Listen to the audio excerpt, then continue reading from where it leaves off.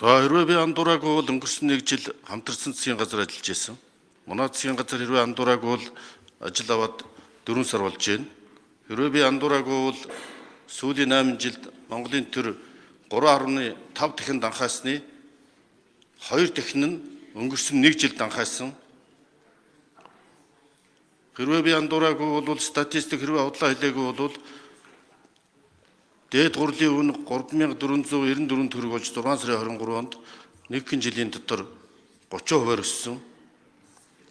Энэ бүх үнийн өсөлт инфляц бол бодит байдал дээр иргэдийн орлогыг бууруулж байна. Энэ уулуурхаагаас олсон орлого чинь цөөнхийг данхаалгаж байна. Нийгмийн орлогын зөрүүг бий болгож байна. Орлогын ялгаа буюу Гini коэффициент нэмэгдэж байна. Энэ хоёр орон тоотой инфляцид сүүлийн 1 жил явж ирсний үр дүнд дундаж өрхийн бодит орлогыг бууруулж байна. Төр баяжиж иргэн ядуурч байгаагийн тод жишээ нь өнгөрсөн жилд.